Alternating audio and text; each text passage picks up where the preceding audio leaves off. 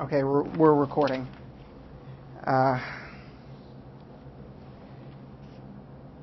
Do you have nostalgia for the 1960s? That's a very interesting question. As you know, the 1960s were turbulent times in the United States, and there was a certain amount of energy that people had from all walks of life and all political persuasions, and that made the 1960s great. But at the same time, there were horrible things going on in the world and in the United States that needed improvement. So I wouldn't want to go back to the 1960s, for example, when, just to pick a couple of examples, when black people in many parts of this country were required to go to the back of the bus. And I say that both literally and figuratively, back of the bus in every regard. In many regards. I wouldn't want to go back to the 1960s when people were being killed in Vietnam in a war that eventually the majority of Americans came to believe was wrong.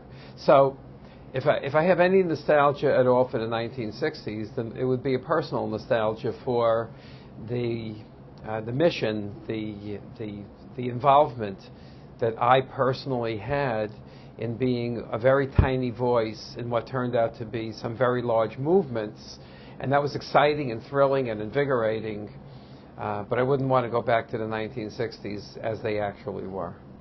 So, starting in the beginning of the 1960s, really 1960, was when you, although you were 13, you were really coming of age. And this is a coming of age period for you, the entire decade. It's when you first became interested in politics, actually.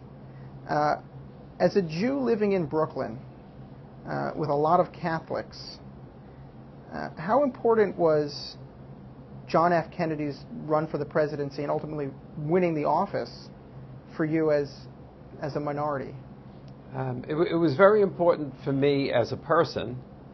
And interestingly, at least in my community, I think the feeling that I have about that era, and again, 13 years old is rather young, very naive, hardly really coming of age, but maybe just peeking one's head into the door.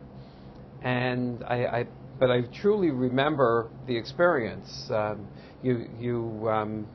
You know, the background of my family was blue collar. My dad was a truck driver who, when it became too difficult for him to do, but impossible for him to not work, he took a different type of blue collar job. And, you know, by applying today's standards back to that era, one would tend to think that blue collar families were perhaps more conservative than they turned out to be at that point in time. Additionally, having John F. Kennedy run for president, among Jews in Brooklyn, New York, where I grew up, one would not necessarily find an affinity for Jews to one type of Christian versus another type of Christian. Yet, in my community, and my sense today, thinking back to that era, knowing how my parents voted, knowing how my grandmother voted, knowing how what friends and relatives within the Jewish community had to say, John F. Kennedy, in our community, in my opinion, received an overwhelming support.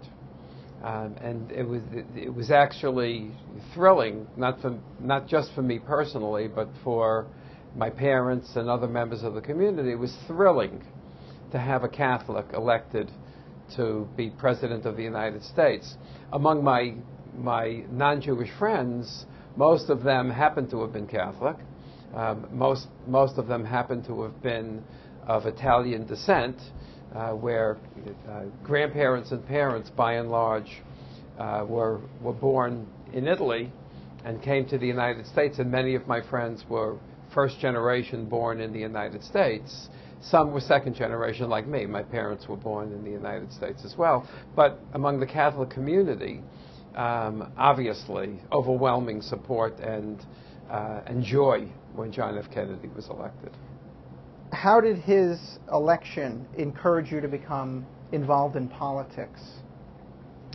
Somehow, the difference between Kennedy and everyone who came before him, and my parents, again, although blue collar, were talked about politics, were outspoken in terms of their own beliefs, and from the blue collar background that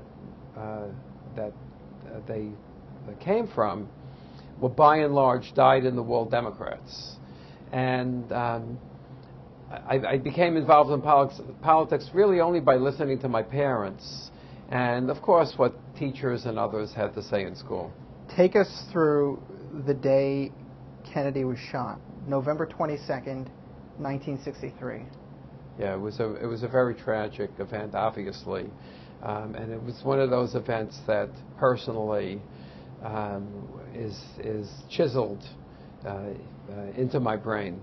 I happen to have actually been in French class at Brooklyn Technical High School, a school a non-neighborhood school that I went to, a special school.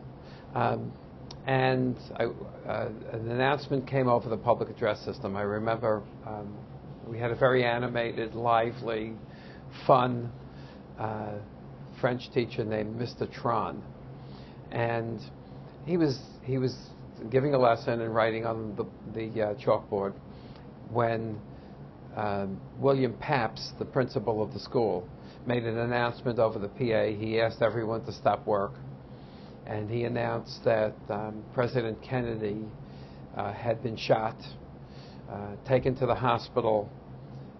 No one knew yet about his condition, and silence fell over the room. I can still picture Mr. Tron walking to his desk. He never sat during class. He walked to his desk and he sat down, and he had nothing to say, nor did anyone else. And it was it's still an emotional thing. And shortly thereafter, I don't remember how long it was, how many minutes, but this was towards the end of the school day. Maybe it was 10, 20 minutes later. I don't know the chronology of the announcements in school versus the announcements on television and radio, but shortly thereafter the principal came back on to sadly inform us of the president's passing. And then he sent everyone home? I think it was so close to dismissal that if we left, we may have left a few minutes earlier, but not tremendously earlier.